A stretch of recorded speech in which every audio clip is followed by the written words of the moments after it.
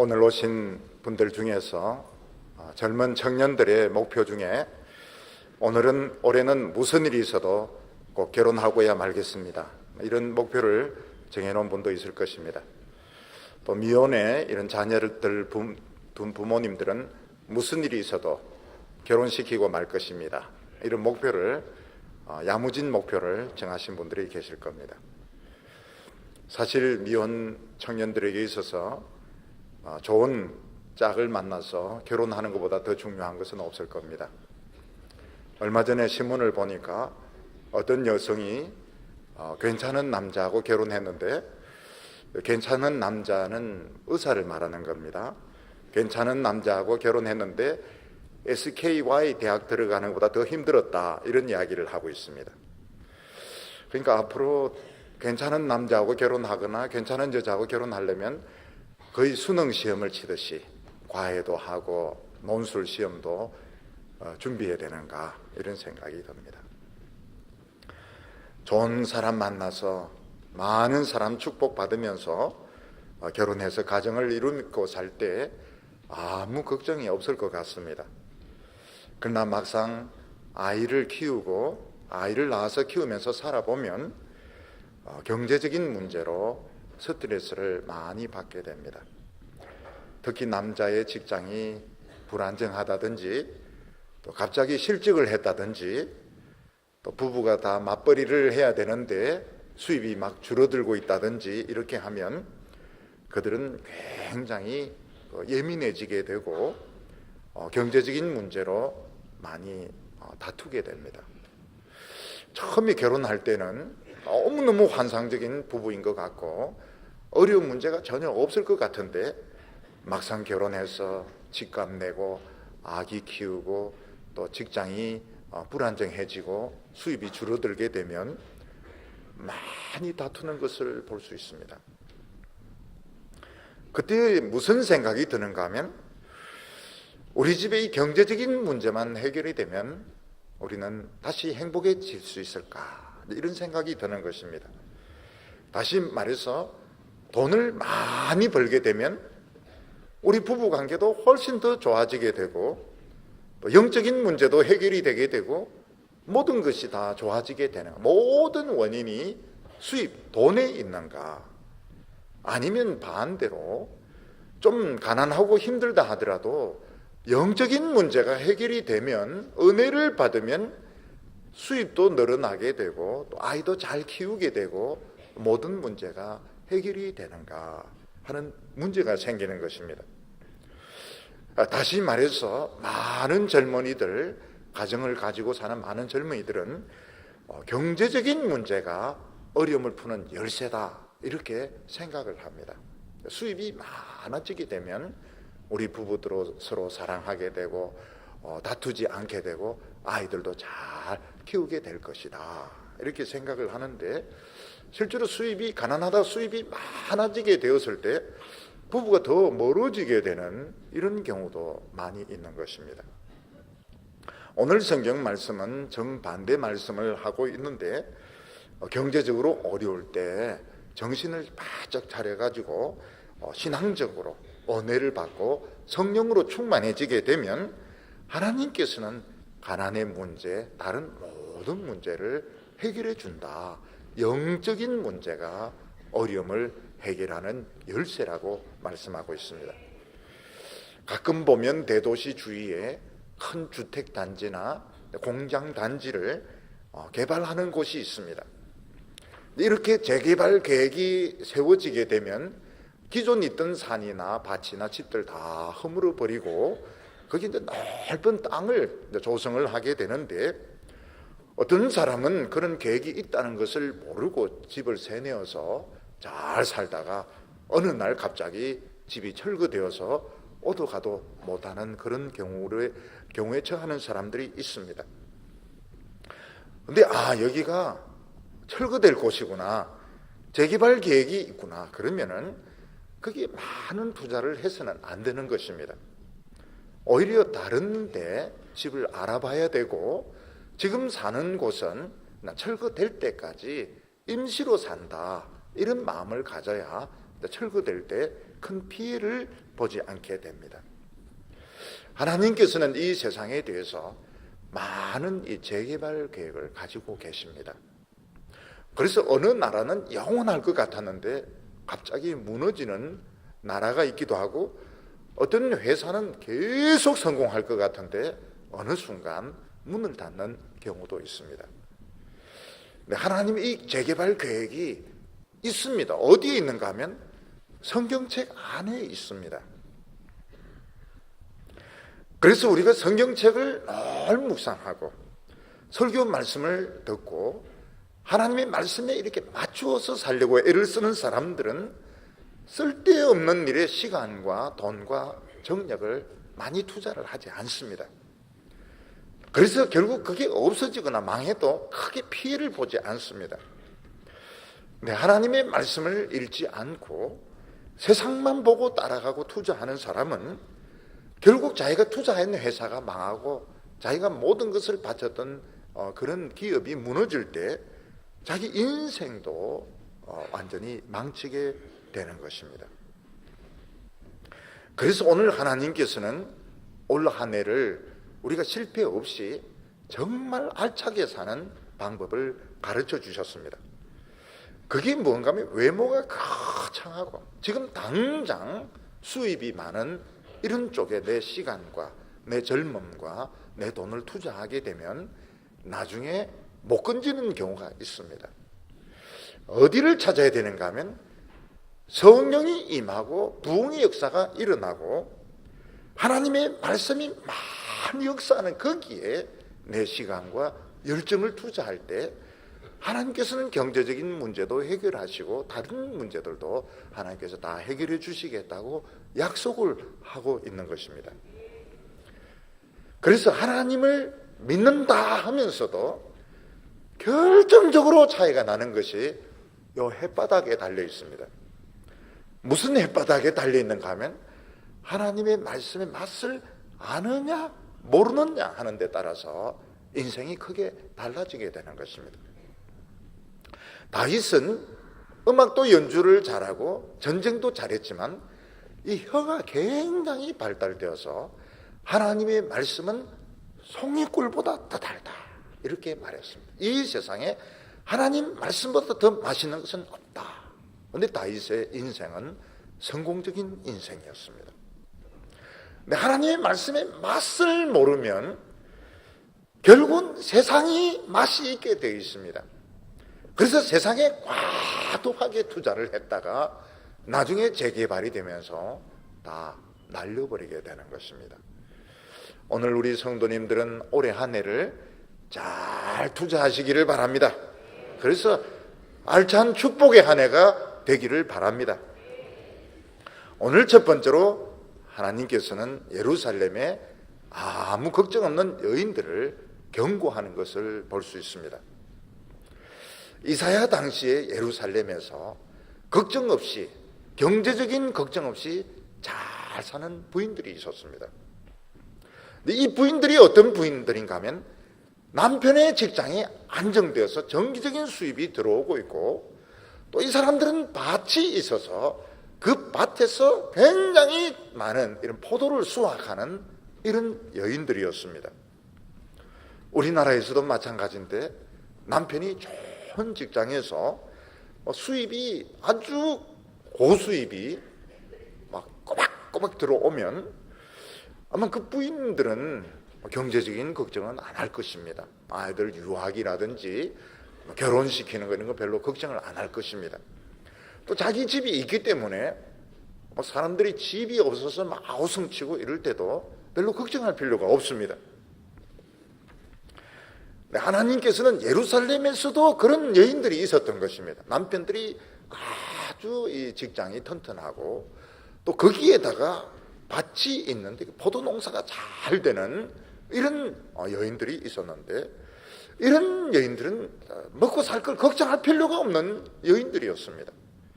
오늘 말씀 보면 그 여인들에 대해서 하나님이 경고를 하고 있습니다. 32장 9절 말씀 보면 너희 안일한 여인들아 일어나 내 목소리를 들을지어다. 너희 염려 없는 딸들아 내 말에 귀를 기울일지어다. 예루살렘에 아무 걱정 없는, 너무너무 편하게 살고 있는 이런 부인들이 있었습니다. 그 이유는 조금 전에도 말씀드린 것처럼 남편들이 예루살렘에서 귀족이기 때문에, 왕족이기 때문에 국가에서도 주는 그런 아주 수입이 있고, 또 자기 집을 가지고 있기 때문에 쫓겨날 필요도 없고, 또 밭이 있어서 포도 농사가 잘 되고 있기 때문에 이 사람들은 걱정할 것이 없는 부인들인 것입니다.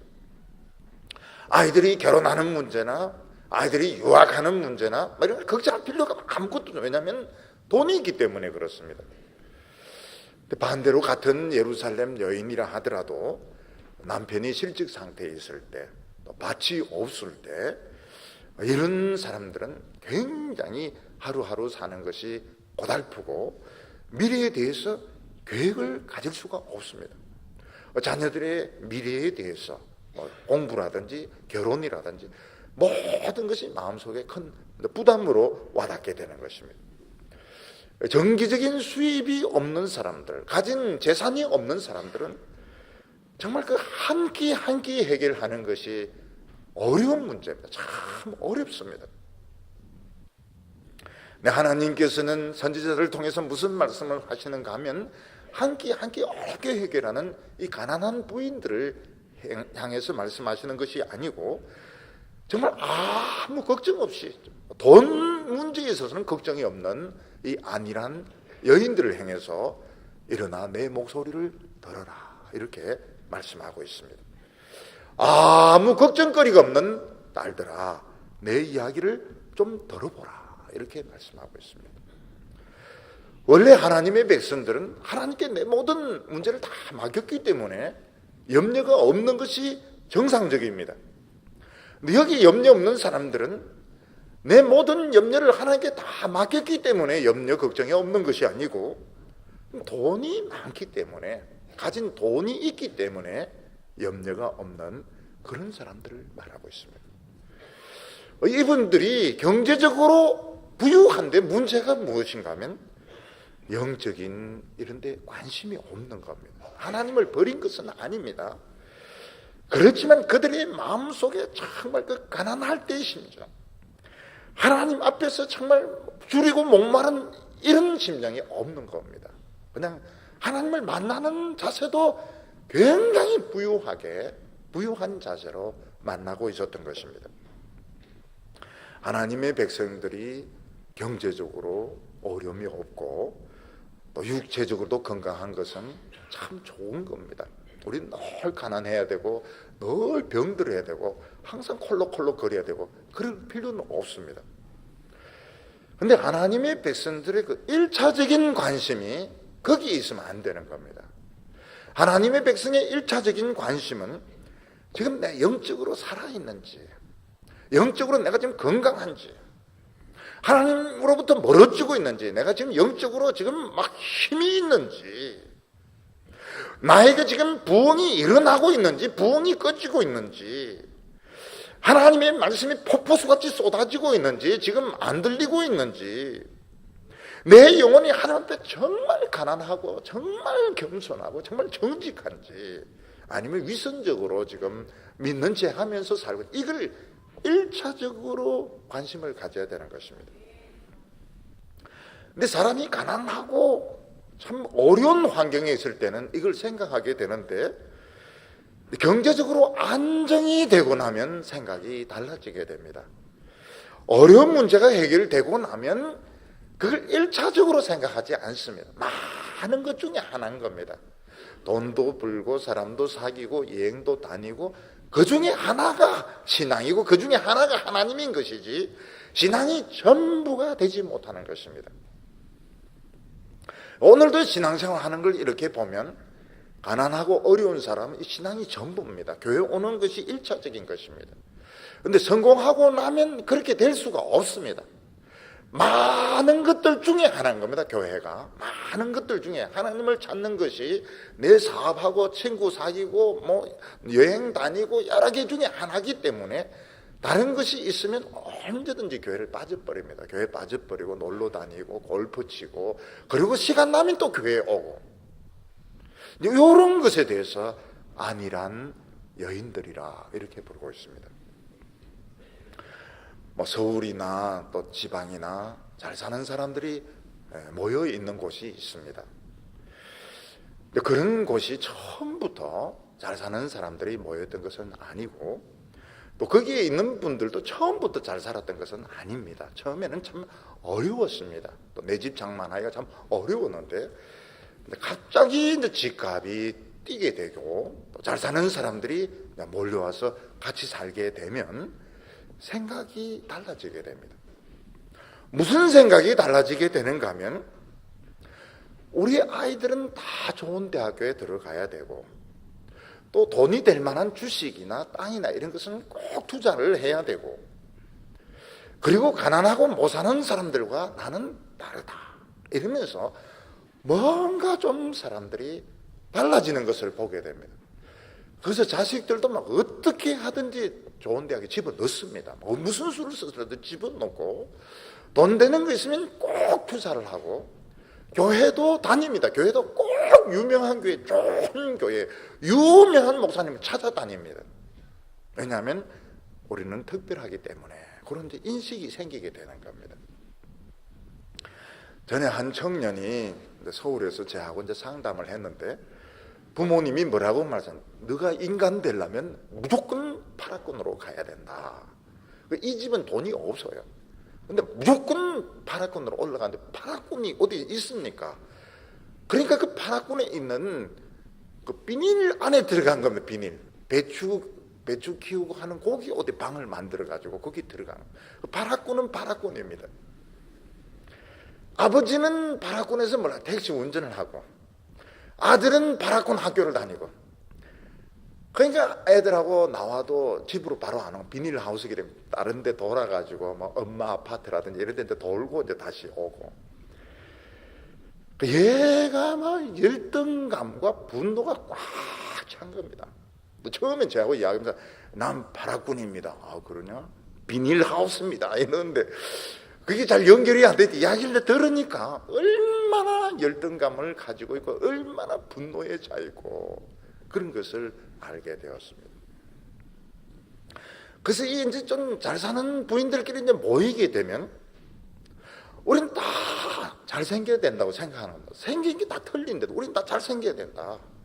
한 명 코 높이면 또 다 높여야 되고 한 명 눈 째면 다 째야 되고 애들은 무조건 좋은 학교에 들어가야 되고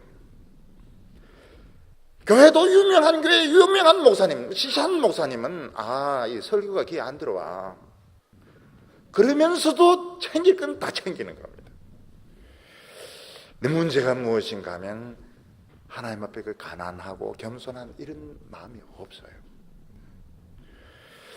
왜냐하면 하나님 앞에 가난하고 겸손한 마음이 되려면 정말 그 인생 밑바닥에서 맛을 봐야 됩니다. 무슨 맛을 봐야 되는가 하면 하나님의 말씀에 맛을 봐야 됩니다.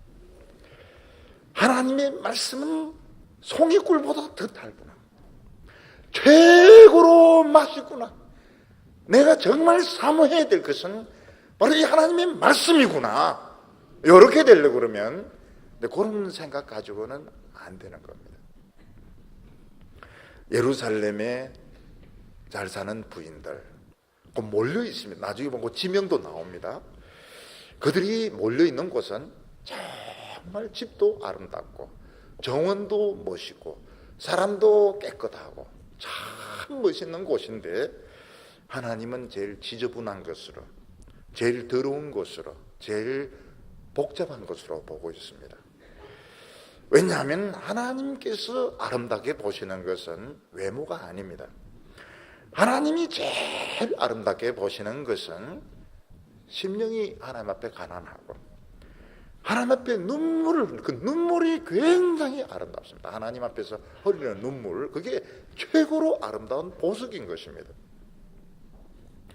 그래서 하나님께서 예루살렘이 이 부자들 사는 동 이건 너무 복잡하고 지저분하네. 이거 철거하겠다. 하나님은 그걸 전부 철거할 계획을 가지고 계신 것입니다. 그래서 예루살렘의 안일한 여인들아, 아무 염려 없이 사는 자들아, 내 말에 귀를 기울이라, 이렇게 하시면서 하나님께서는 너희들이 지금 이런 식으로 살 수 있는 기간이 1년 딱 있다고 말하고, 1년 동안은 너희들이 지금 이런 식으로 살 수 있는데 1년 지난 뒤에는 달라지게 된다. 이게 이사야가 말씀한 내용이었습니다. 그래서 10절에 보면 너희 염려 없는 여자들아, 1년 남짓 지나면 너희가 당황하여 하리니 포도 수확이 없으며 열매 거두는 기한이 이르지 않을 것입니다. 하나님께서는 이사야 선지를 통해서 너희들이 지금 이런 식으로 아무 걱정 없이 잘 살 수 있는 기간은 1년 남짓한 기간이고 1년 지나고 나면 수입이 딱 끊어지게 될 거다. 너희들 굉장히 어렵게 될 것이라고 말씀하고 있습니다. 도대체 1년 뒤에 무슨 일이 있을까요? 그거는 잘 모릅니다. 그거는 잘 모르지만 1년이 지나면 완전히 달라지게 된다. 이 말씀을 하고 있습니다. 제일 유력한 가능성이 뭔가 하면 예루살렘이 포위되는 것입니다. 예루살렘이 포위가 되면 그 포도밭을 군인들이 다 밟아버리고 말들이 다 밟아버리기 때문에 뻔히 보면서 포도를 거두지 못하고, 그리고 전쟁이 일어나게 되면 평소에 주던 그 밀이나 보리 이걸 전부 배급제로 돌리게 되는데, 그때는 더 받고 이런 게 안 되는 겁니다. 똑같이 배급제로 주기 때문에 전쟁이 터지면 배급제인 겁니다. 지금도 뭐 사람들은 다양한 차를 타고 할 수 있으면 배기량이 높은 이런 차를 타지만 전쟁이 일어나면 그거 다 필요 없습니다. BMW 뭐 이런 거 다 필요 없습니다. 기름 같은 거 배급제가 되면은 그거 다 처박아 놔야 되는 것입니다. 무슨 말씀을 하고 있는가 하면 너희들이 지금 마음껏 지금 부를 자랑하면서 기분 내면서 잘 살 수 있는 기간은 1년이다. 1년 뒤부터는 포도 너희들 하나도 거두지 못한다. 너희들 가지고 있는 돈 아무 소용이 없다. 더 문제는 뭔가 하면 이게 끝이 아니라 이게 이제 시작이 되는데 결국 어떻게 되는가 하면 예루살렘 전체 사람이 아무도 살지 않는 전원이 포로로 붙들려서 완전히 황폐하게 되는 그런 결과로 나타나게, 너희들은 결국 포위가 되면서 전부 붙들려 가게 될 것이다. 그 말씀을 하고 있습니다. 그러면 이 사람들이 지금 예루살렘에서 가지고 있는 집이나 밭은 어떻게 되는 겁니까? 근데 그냥 버려지게 되고 아무 소용이 없는 거다. 그 매매 정서는 휴지 조각만큼 못한 것입니다. 예루살렘 여자들에게 그들이 남편이 벌어다 주는 것으로, 그리고 그들이 포도밭에서 나오는 그 수입으로 잘 살 수 있는 기간은 1년이다. 이렇게 못을 받고 있습니다.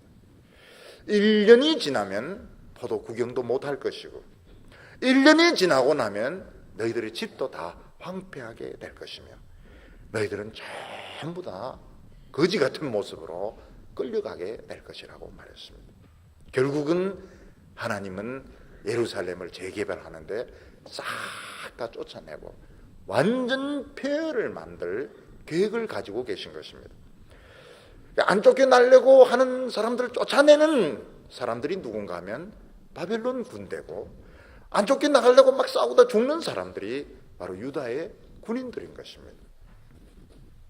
예루살렘 여자들아, 이걸 알아라.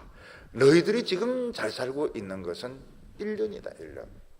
1년 동안에 너희들은 뭔가를 준비하든지 아니면 아무 생각 없이 지금 그냥 사치한 방법대로 살다가 끌려가든지 아니면 1년 동안 뭔가 준비를 하든지 선택을 해라고 말씀하고 있습니다. 오늘 그게 두 번째로 예루살렘 여자들이 무엇을 준비할 것인가 하는 것입니다. 하나님께서는 예루살렘 여자들에게 너희들이 선지자의 예언을 믿는다면 당장 너희들의 태도를 뜯어고쳐야 된다고 말씀하고 있습니다. 11절에 보면 너희 안일한 여자들아 떨지어다. 너희 염려 없는 자들아 당황할지어다. 옷을 벗어 몸을 드러내고 배로 허리를 동일지어다.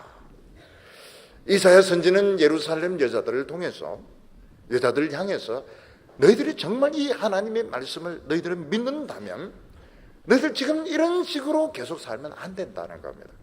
어떻게 해야 되나? 일단 충격을 받아야 되고, 쇼크를 받아야 되고, 당황해야 되고, 그리고 난 뒤에는 지금 입은 그 천칠렁한 옷들, 그리고 막 지금 달고 있는 기금송들 다 집어 던지고 노예로 끌려가는 연습을 해라는 겁니다. 노예로 끌려가는 훈련을 너희들이 스스로 해야 된다는 것입니다.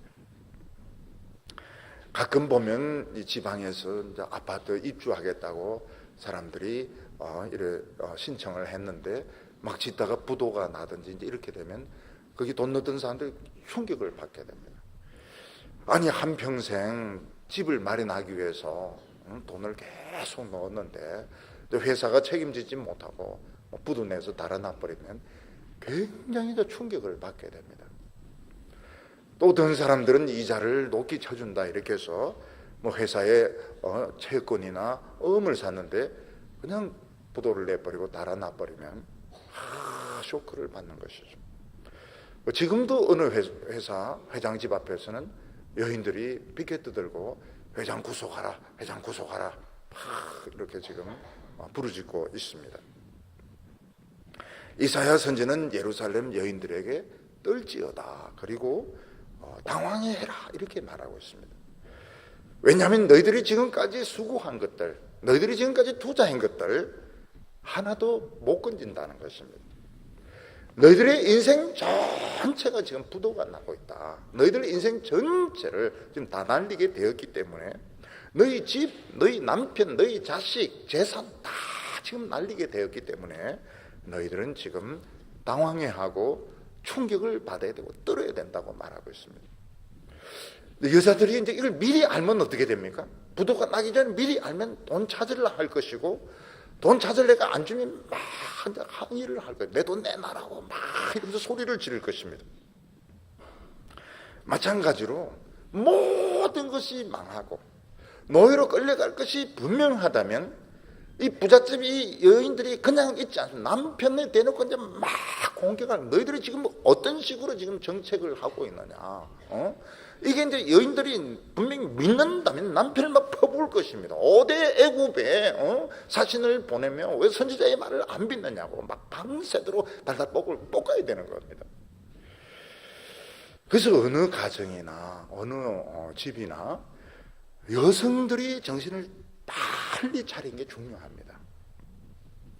여성들이 만약 아직 오지 않은 미래를 볼 수 있는 눈이 있다면, 여성들이 예루살렘의 미래를 볼 수 있는 눈이 있고 자기 남편과 자식에 되어질 것을 볼 수 있는 눈이 있다면 절대로 가만히 있지 않습니다.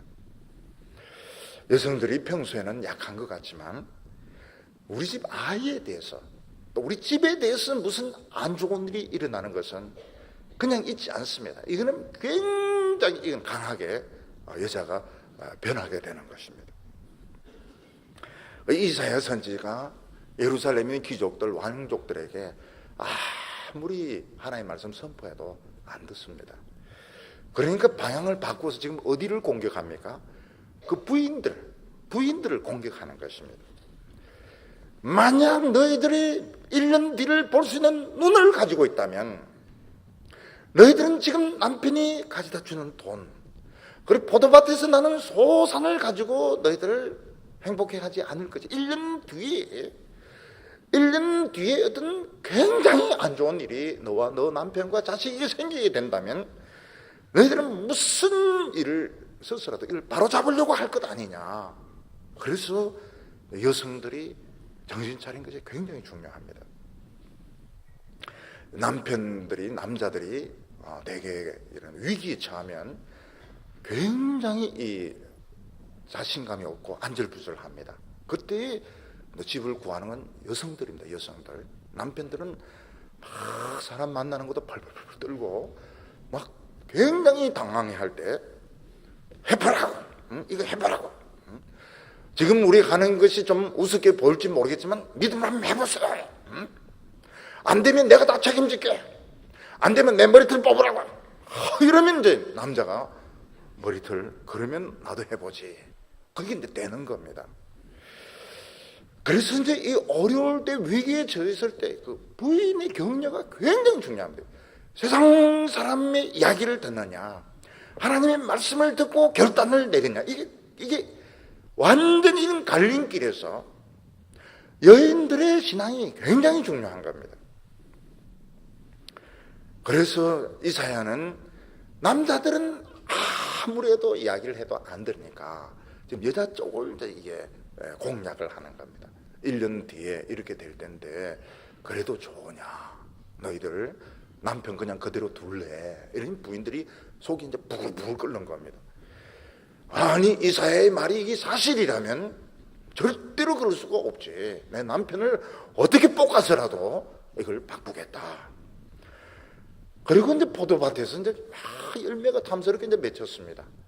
여성들이 다른 눈으로 겨우 1년 먹으려고, 저래 봐야 1년인데, 우리 저거 따봐야 1년인데, 이거 우리 1년 먹으려고 뭐 우리 싸우고 할 필요 없다. 사람들 막 불러가지고 포도로 막 인심을 쓰는 것입니다. 남편은 공격을 하고 포도는 막 따주고, 요거는 굉장히 놀라운 변화인 겁니다. 요게 이제 하나님의 백성들의 모습에 좀 가까운 것이거든요. 옷을 벗어 몸을 드러내고 허리를 배로 동이라, 이렇게 말했습니다. 이건 이제 노예 복장인 것입니다. 예루살렘 여성들은 귀부인이고 부자들이기 때문에 뭐 옷을 치렁치렁 감고 있고 거기에 막 귀금속들, 액세서리들 막 달고 있습니다. 근데 만약 그들이 노예로 끌려가게 된다면 이거 치렁치렁 하는데 이거 다리 걸려서 다 넘어지게 되고, 그리고 그 더운 날씨에 뭐 귀걸이, 목걸이, 이거 전부 도움이 안 되는 겁니다. 만약 이게 사실이라면, 1년 뒤에 노예로 끌려가는 것이 사실이라면, 여성들은 이제 걷기 훈련을 하는 것이죠. 걷기 훈련, 이거 다 떼버리고, 어떻게 하든 살아남아야 돼. 우리 애들을 위해서 나는 끝까지 살아남을 거야. 그래서 매일 막 걷기 훈련하고 물통 쥐고 막 나르는 훈련하고, 옛날 같으면은 하인시키고 또 뭐 다른 가난한 사람 시키고 이런 걸 안 하고 이제 자기가 직접 막 하는 것입니다. 그게 굉장히 잘하는 것이죠. 요즘은 좀 덜한데, 전에는 이제 정권이 바뀌게 되면 고위직에 있던 사람들이 막 무더기로 막 감옥에 들어가게 됩니다. 그 사람들이 굉장히 견디기 어려운 거면, 얼마 전까지 최고로 높은 자리에 있었는데 죄수로 떨어지니까 이걸 이제 못 견디는 거예요. 그래서 막 이를 갈고 밤에 잠을 안 자고 이러다 병나는 사람들이 많아요. 요즘 보니까 기업체 회장들 보니까 재판받는데 전부 휠체어 타고 들어가고 마스크 끼고 들어가고 막 링게를 꼽으면서 들어가고, 어떤 사람은 막 링게가 안 들어가더라, 이런 사람도 있고. 근데 그런 데 들어가도 잘 견디는 사람들이 있습니다. 누군가 하면 군인 출신들, 해병대나 공수부대 출신들은 잘 견딘다 그래요. 왜냐하면 이 사람들은 생도 때 그런 훈련을 많이 극기 훈련을 많이 받았거든. 그 낮아지는 훈련을 많이 받았던 사람은 막 견딜 수 있는데, 한 번도 고생 안 해본 사람, 막 정말 기공자처럼 이렇게 한 사람은 갑자기 서른 신분의 변화에 막 충격을 받아가 밥도 안 먹고 막 저주하고 이러다가 당뇨 치수가 올라가고 고혈압 올라가고, 그래서 완전히 막 병자가 돼가지고 죽어서 나오는 경우가 있는 것입니다. 저희들을 보면 옛날에 정말 가난하게 지내지 않았습니까? 가난하게, 정말 가난하게 지냈기 때문에 다시 가난해지는 것을 겁낼 필요가 없는 겁니다. 왜냐하면 가난해진다는 건 옛날 그 어린 시절로 돌아가는 거니까요. 그 옛날에는 집이 이런 블로크를 엉성하게 얹었기 때문에 너무 외풍이 심했습니다. 너무 외풍이 심했고, 벽이나 창문에 이제 그 비닐을 하고 담요 이렇게 하고 막 이러고 달달달달 떨면서. 근데 그때 우리 형제들 우애가 정말 좋았거든요. 우리 막 딱 붙어가지고 이불 하나로 막 탁 붙어가지고 땡기고 밤새 땡기면서 밤새로 노젓는 꿈을 막 꾸면서 우리 형제들은 막 우리 사이에 벽이 없습니다. 왜냐하면 이불 하나를 가지고 살았기 때문에 우리는 뭐 벽이란 게 없어요.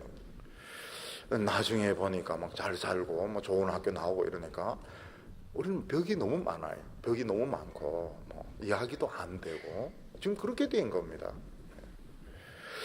가난해진다는 게 겁날 게 뭐 있습니까? 우리는 어렸을 때 보면 그 라면을 맛있게 먹는 방법 여러 가지를 개발해 놨거든요. 뭐 고추장을 넣는다든지 뭐 양파를 넣는다든지 막 이런 식으로 해가지고 잘 먹는 방법을 굉장히 많이 개발했기 때문에 고 라면으로 돌아가는데 그게 뭐가 그렇게 어렵습니까? 부부도 가난해지면은 딱 등을 붙여서 살아야 됩니다. 방이 좁으니까. 그러니까 부부 관계는 좋아질 수밖에 없는 겁니다. 근데 요즘은 막 집이 너무 크니까 끝에만 부르려면은 목이 터지고, 근데 결국은 서로 스마트폰으로 서로 연결합니다. 영감 거기 있기는 있는 거요? 이렇게 하면 여기 아직 살아있지. 이거 완전 이거 뭐 스마트폰 가지고 연락할 정도로. 그러니까 옛날에 고생했던 사람들은 뭐 낮아지는 것을 겁낼 필요가 없는 겁니다.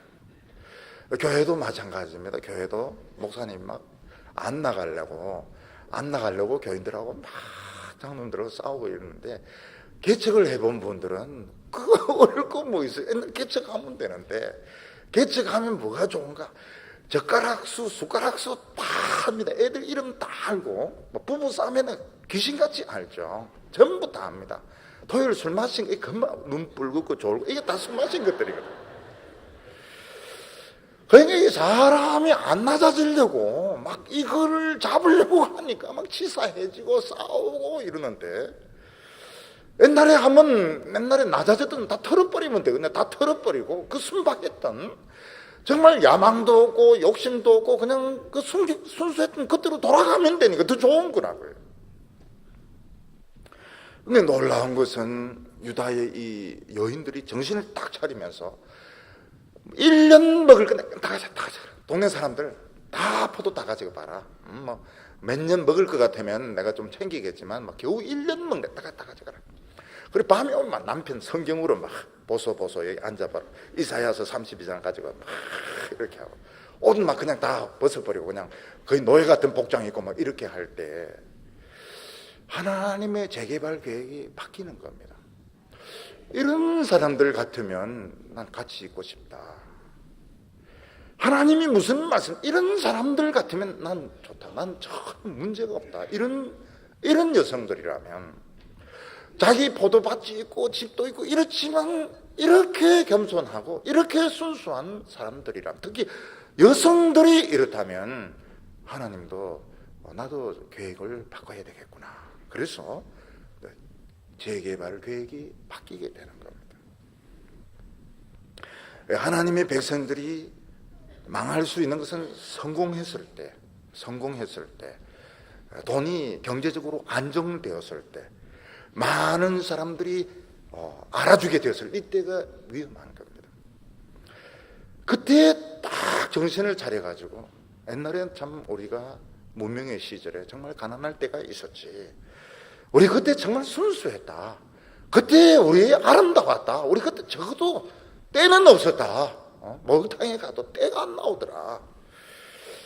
그러면 하나님께서 이런 사람 같으면 난 얼마든지 난 같이 있을 수 있다. 그러면서 하나님의 그 계획이 달라지게 되는 겁니다. 유다 여자들이 1년 뒤에 붙들려 갈 것이 확실하다면 폐물, 긴 옷, 이거는 전부 이거는 걸려서 다 넘어지는 겁니다. 많은 재산 필요가 없습니다. 많은 가구들 필요 없습니다. 이게 다 불타 없어질 건데요. 그러니까 이 예루살렘 여자들이 결단을 낼 때 딱 결단을 내릴 수 있다면, 남편인데 당신 그렇게 해서 지저분하게 오래 살 생각하지 마라. 깨끗하게 우리 살자. 깨끗하게 하나님이 주신 동안 살자. 믿음대로 한번 결단해보자. 안 되면 내 머리 뽑아라. 그리고 뭐 어차피 이거 다 없어질 건데, 이 포도나무 이거 뭐 내가 집착할 게 뭐 있냐. 다 따가라. 물 깃는 것도 한여시키지 않고, 한여시키면 자기가 결국은 쓰러져 죽으니까 자기가 이제 다리 훈련하고. 하나님이 생각이 달라지는 이런 여성들 같으면, 이런 분별력 있는 여성들 같으면 예루살렘은 가능성이 있다, 이렇게 보는 겁니다. 남자들 중에서 군대에서 입영 통지가 오면 딱 갈라지게 됩니다. 어떤 청년들은 입영 통지 머리 훌떡 밀어버려. 자기가 밀고 매일 뜁니다. 내가 군대에서 기왕 훈련 받을 거 내가 이제 지금 좀 연습해가지고 내가 입대하겠다, 이런 사람이 있는가 하면 입영 통지보다 더 기르고 맨날 술 마십니다. 내가 군에 가면 이제 머리 훌렁 깎아야 되는데 머리 기르고 술 매일 마시고 가면 엄청 터지죠. 무슨 이런 인간이 다 있나. 그러니까 일단 어려움이 딱 오게 되었을 때 기쁨으로 딱 받아들이는 사람과 막 피하려고 하고 이러면은 더 어려워지게 되는 것입니다. 누가복음에 보면 불의한 청지기 비유가 나오는데, 이 청지기가 주인의 그 재산을 이제 불려줘야 되는데 막 주인의 재산을 막 허비를 하는 것. 그래서 주인이 안 되겠다, 너 잘려야 되겠다, 해고 통지를 딱 보냅니다. 그때 청지기는 생각을 합니다. 내가 이 청지기를 그만두면 뭐 먹고 살 것인가? 할 수 있는 게 아무것도 없는, 기술도 없는 거예요. 그렇다고 해서 사람이 싹싹한 것도 아닌 거예요. 땅을 파자니 힘이 없고 빌어먹자니 부끄러워, 빌어먹을 주제도 없는 거예요. 땅을 팔 힘도 없고 빌어먹을 정도로 낯짝이 두껍지도 못하고. 그러니까 이 청지기는 해고 통지를 받고 자기의 입장을 정말 객관적으로 본 겁니다. 객관적으로 나는 지금 어떻게 살아왔고 어떤 모습을 가진, 아무것도 없는 거야. 짓불도 없는 거야. 기술도 없고, 그렇다 해서 싹싹한 것도 아니고, 힘이 있는 것도 아니고, 그렇다 해서 비위가 좋은 것도 아니고. 그런데 막 혼자 잘난 것처럼 막 떠들어댄 겁니다. 이 청지기는 비로소 처음 자신의 모습을 본 것이죠. 그래서 이 목회자들이나 우리 크리스찬들은 이 청지기 비유를 자꾸 봐야 됩니다. 자꾸. 목회자들 중에서 진짜 기술이 있는 것도 아니고, 그래서 싹싹한 것도 아니고, 목에 힘만 주다가 잘리면은, 그래서 뭐 운전이라도 잘하면 택시 운전이라도 하겠지만은, 들이받고 앞으로 받고 뒤로 받고 이러면은 택시 운전사에서 쫓겨나면 누가 써주겠냐고요. 그런데도 막 자기는 종이고 막 예언자고 이런데, 자기를 객관적으로 한번 볼 필요가 있는 거예요. 네가 성질이 좋나, 그래서 실력이 뛰어나나, 운전을 잘하나, 물건을 만들 수 있나, 아무것도 모르는 주제에 말이죠. 막 신학교 나왔다고 뭐, 그러니까 사람들이 굉장히 싫어하는 겁니다. 이 사람이 다 객관적으로 자기를 보내 큰일 났거든요. 이 사람은 내가 아직 잘리기 지금 24시간 전에 해야 될 것이 무엇이냐. 그때 자기는 이미지를 바꾸기로 한 겁니다. 주인의 이미지도 너무 나쁘게 만들었고, 자기 이미지도 너무 나쁘고. 그래서 빚진 사람들 막 불러 막 탕감을 해주는 겁니다. 당신은 주인에게 빚을 얼마나 졌느냐. 길은 100석입니다. 80으로 고치고, 또 밀 100석이다 50석으로 막 자비를 베푸는 거예요. 그러니까 사람들이 지금까지 주인이 굉장히 인색하고 못된 사람으로 알았는데, 주인에 대한 이미지가 바뀌게 되는 겁니다. 이게 하나님의 백성들이 굉장히 중요해요. 하나님은 돈이 너무 많으시잖아요. 하나님은 온 우주가 다 하나님 거잖아요. 하나님과 조금 돈 더 받고 좀 더 이익을 챙겨, 이게 관심이 없는 겁니다. 하나님은 자신의 그 이미지를 굉장히 중요하게 생각하세요. 교회가 너무 탐욕스러운 이미지, 그냥 헌금을 내게 하고, 여기에 대해서 하나님 굉장히 불쾌하게 생각하는 겁니다. 온 천지가 내 건데 왜 내 이미지를 그런 식으로 만드느냐, 내 이미지를 왜 그렇게 나쁘게 만드느냐. 우리가 이 세상에서 욕심만 버리면 진짜 사람이 착해질 수 있습니다. 내 욕심만 좀 버리면 하나님께서 굉장히 좋은 이미지를 줄 수 있거든. 하나님께서 우리에게 높은 자리, 좋은 자리를 주셨을 때는 다른 사람에게 선을 베풀라고, 다른 사람을 도와주라고 준 것이지 목에 막 힘을 주고 권세를 부리고 세도 부리라고 준 게 아닙니다. 그래서 높은 자리에 있다 해서 세도 부리, 이 벌써 실패한 거예요. 벌써 이 사람은 벌써 자격이 없는 겁니다.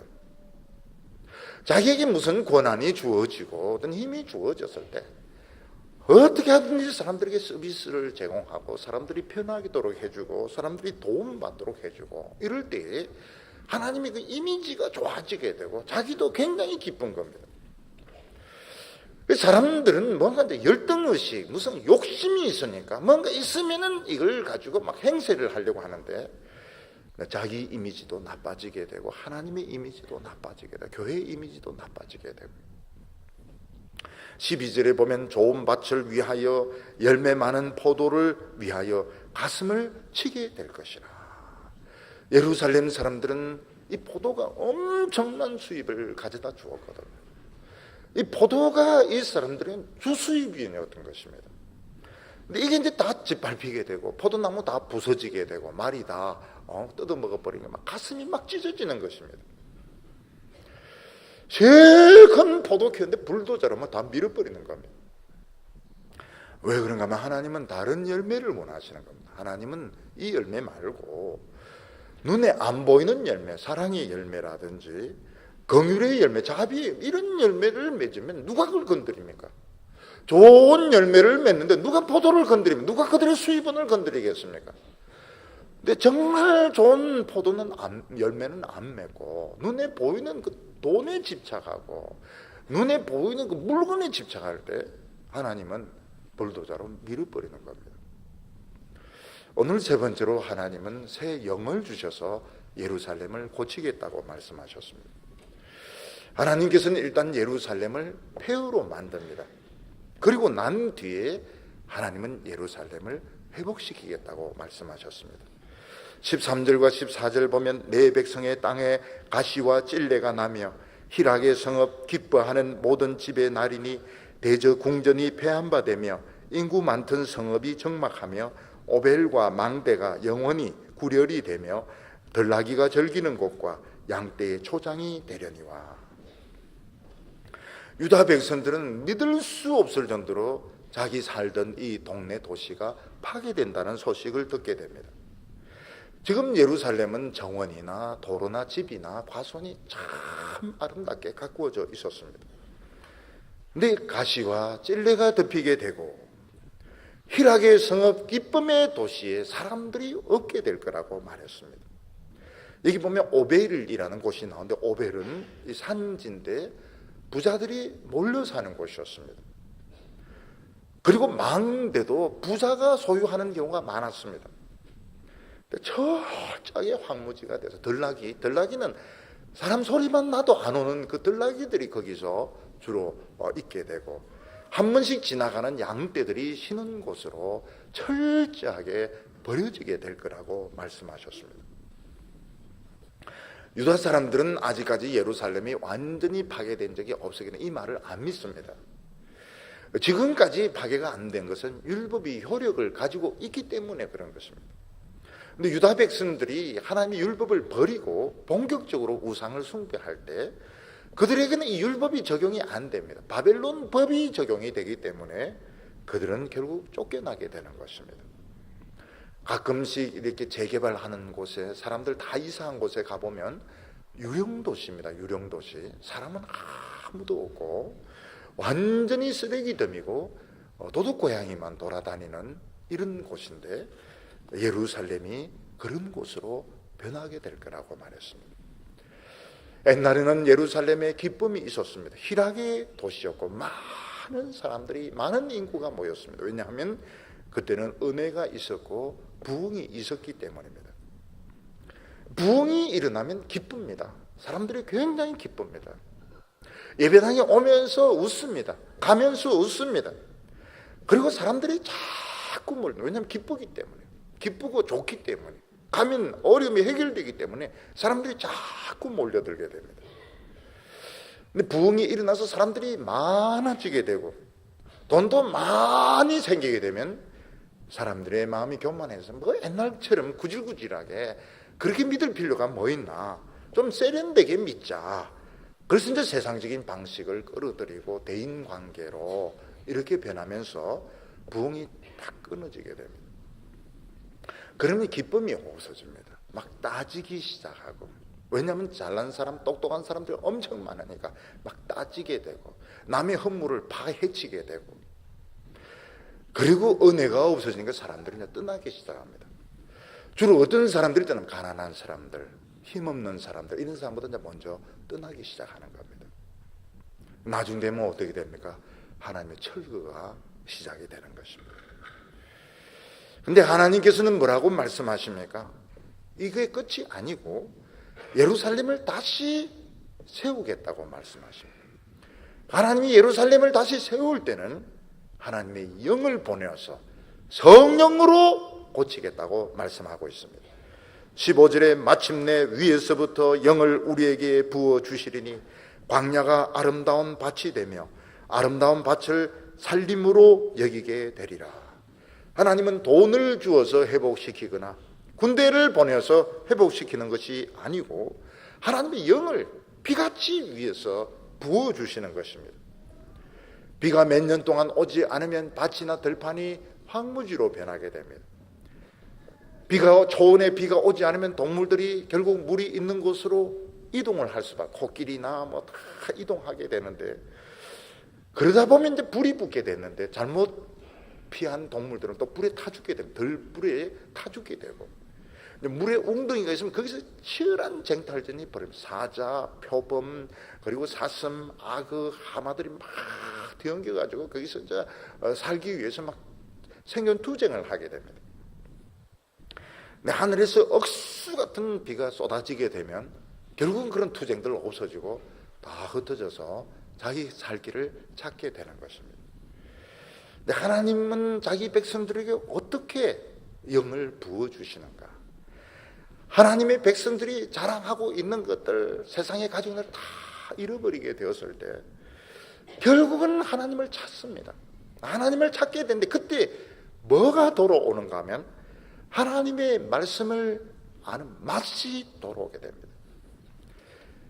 하나님의 말씀이 이렇게 맛있는데, 설교 말씀, 성경 말씀, 하나님의 말씀 묵상이 이렇게 맛있는데 내가 미쳤지. 내가 왜 돈 맛에 미쳤던 거, 왜 세상 인기에 내가 미쳤던 거. 하나님의 말씀을 막 먹으면 기도하고 싶어집니다.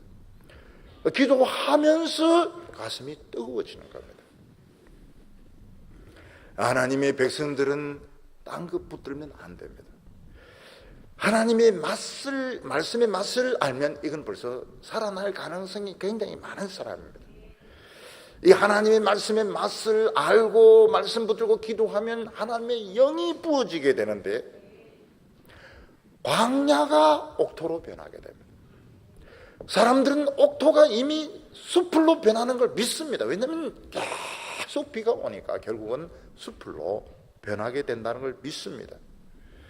16절과 17절 보면 그때 정의가 광야에 거하며 공의가 아름다운 밭에 거하리니 공의의 열매는 화평이요 공의의 결과는 평안과 안전이니라.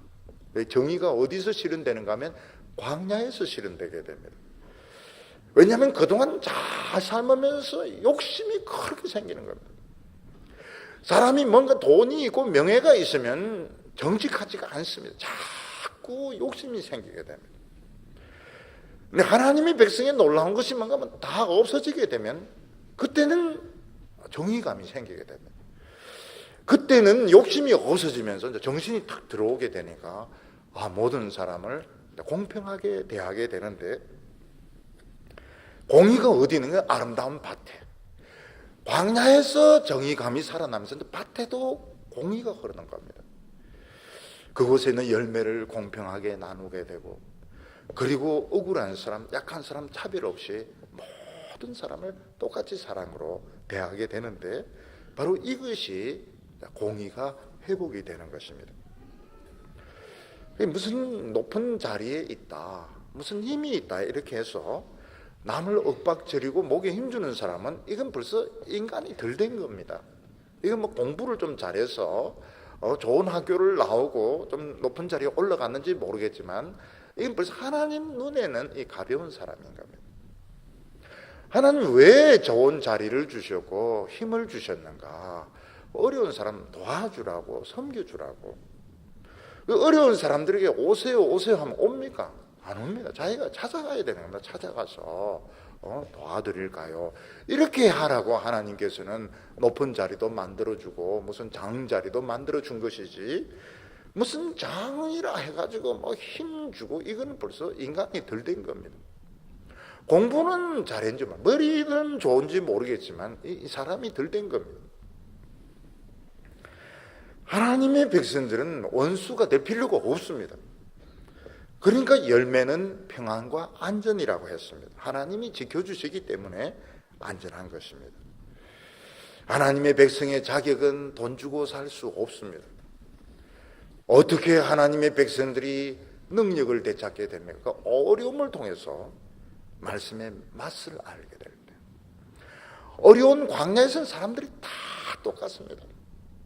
거기는 뭐 더 똑똑하고 더 배우고 이런 거 없습니다. 광야에 가면 다 똑같습니다. 거기는 자랑할 것도 없고 거기는 내세울 것도 없고 거기서 정의가 시작되게 되는 것입니다. 18절에 내 백성이 화평한 집과 안전한 거처와 종룡이 쉬는 곳에 있으려니와. 하나님의 백성들이 세상에 수입을 붙들고 자랑할 때 이상하게 다 없어지게 됩니다. 하나님의 말씀을 붙들고 죽을 각오를 하고 살 때 하나님은 화평한 집을 주시고 안전한 집을 주시고 특히 조용한 집을 주신다고 했습니다. 조용한 집, 매일 싸우고 매일 치고받고 부부가 매일 싸우면 애들이 진짜 그 정신병이 걸리게 됩니다. 저는 이웃 중에 그런 집이 있습니다. 딱 시간 보면 10시 되면 딱 싸우는 집이 있고 새벽 1시 되면 또 막 애를 잡는 집이 있고 막 정말 시계같이 정확하게 그렇게 열심히 싸우는 집들이 있는데, 그 이상하게 예수 믿는 사람이 생기면서 안 싸워요. 참 그게 놀라웠습니다. 사람들이 막 치고받고 싸우고 욕하지 않고 편안하게 묵상할 수 있는 집, 조용하게 책을 읽을 수 있고 생각할 수 있는 집, 그런 집을 주신다는 것입니다. 그렇지만 지금은 안 된다고 그랬습니다. 19절에 먼저 그 산림은 우박에 상하고 성읍은 파하게 되리라. 하나님의 미래의 계획은 이렇지만 그러나 지금은 안 된다. 지금은 너희들의 그 살림은 우박에 상하고 성읍은 파괴되어야 된다고 말했습니다. 왜냐하면 겉으로는 멀쩡하게 보이지만 지금 속은 골물대로 다 골마 있거든요.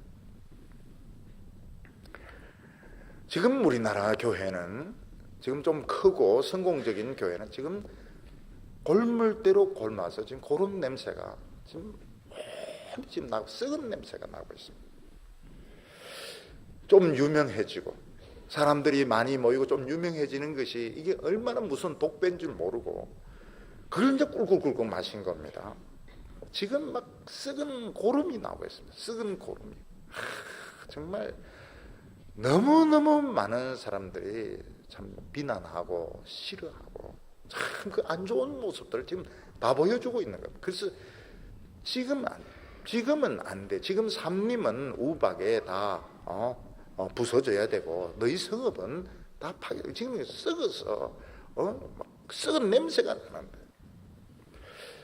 교회가 커지고 돈이 많아지고 이러면서 온 썩은 냄새가 나는, 그게 사실로 다 드러나고 있는 겁니다. 사실로. 근데 안타까운 것은 뭔가 하면 이걸 공격하는 쪽이나 당하는 쪽이나 치료받는 방법을 모르는 겁니다. 그리스도의 신부가 되는 방법을 모르는 거예요. 신부가 되려면 뭐 드레스만 입으면 되는지, 루즈만 칠하면 되는지, 눈에 눈썹만 붙이면 되는지, 지금 그걸 지금 모르고 있는 겁니다. 그걸 좀 가르쳐 줘야 되는데. 맞습니다. 말씀의 맛을 봐야 된다. 그들은 어린 양이 어디로 인도하든지 따라가는 자며, 어린 양이 데리고 가는 대로 따라가면서 이 더러운 것들 이제 벗으면서, 그러면서 이제 화장을 하나씩 하면서, 그러면서 신부로 변하는 것인데, 지금 요걸 몰라요. 엄청 노력하고 막 우리는 막 바로 돼야 된다 이러는데, 개혁해야 된다, 바로 잡아야 된다 이러는데 지금 방법을 지금 모르고 있는 겁니다. 방법이 쉬울 리가 없죠. 절대로 쉽지가 않습니다. 아마 엄청난 대가를 지불해야 될 겁니다. 우리도 이 혀의 감각 돌아오는데 얼마나 오래 걸렸다고요.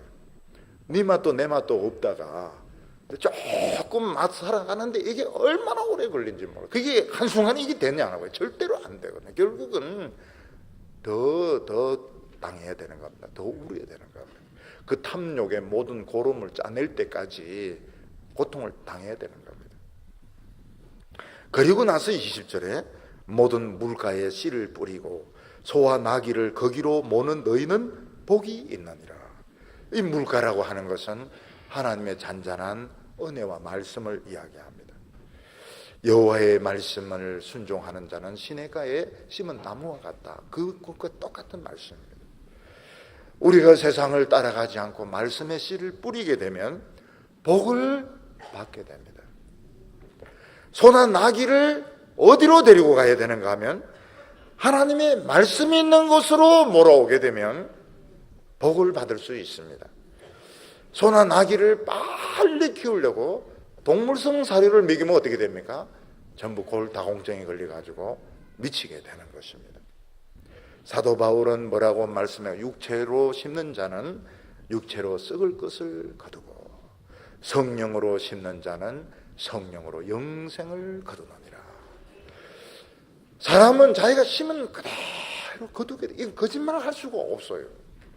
이게 어떤 말로, 한순간에 그 눈물로, 한순간에 제스처나 연기로 이 열매가 맺히는 게 아닙니다.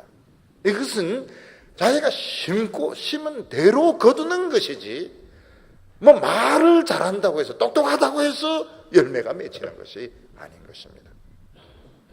사랑하는 성도 여러분, 하나님의 백성들의 어려운 것이 뭔가 하면 세상의 성공과 이 반대 방향인 겁니다.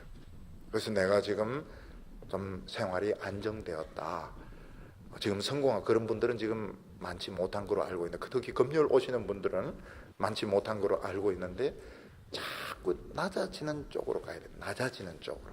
그래서 긴 드레스 있으면 반바지로 바꿔. 그래서 우리 청년들이 얼마나 치마가 짧아지는지 몰라요. 노예로 끌려갈 것에 대비해가지고 빨리빨리 움직이려고 얼마나 치마가 짧아져. 사부 예배 마치고 나면 막 굉장히 짧게 이사야서를 적용해서 그런 것 같아요. 그러면 웬만한 것은 주버리세요. 이거 오래 가질 건데, 포도 이거 1년 더 먹는 건데 주버리세요. 주버리고 하나님 앞에서 말씀의 이 말씀의 맛을 되찾고 우리에게 부흥의 영이 임할 때 우리는 살고 우리 자녀들 복을 받을 줄로 믿습니다. 기도드리겠습니다. 거룩하신 하나님 아버지, 우리 인생을 사랑하시되 특히 주의 백성들을 너무너무 사랑하시고 질투하시는 하나님, 우리를 이 세상에 뺏기지 않기 위해서 뒤집어 엎을 계획을 가지고 계신 주여, 우리 하나님을 믿습니다. 하나님을 두려워합니다. 주여, 저희들에게 가난하고 겸손한 마음을 허락하여 주시옵소서. 이 세상의 돈에 우리가 넘어가지 말게 하여 주시고, 이 세상의 영광에 우리의 양심을 팔아먹지 말게 하여 주시고, 다른 성공한 사람들 보면서 강팍해지지 말게 하여 주시옵소서. 우리에게 눈물을 주시며 뜨거운 마음을 주셔서 하나님께 합당한 자들이 되게 하여 주시고, 오늘도 저희들이 기도할 때 주의 영을 부어주셔서 황무지같이 거친 우리의 마음이 옥토로 변하게 하여 주옵소서. 세상의 모든 허영과 욕심들 다 없어지게 하여 주시고 천사같이 순결한 마음을 허락하여 주시옵소서. 예수님의 이름으로 기도하옵나이다.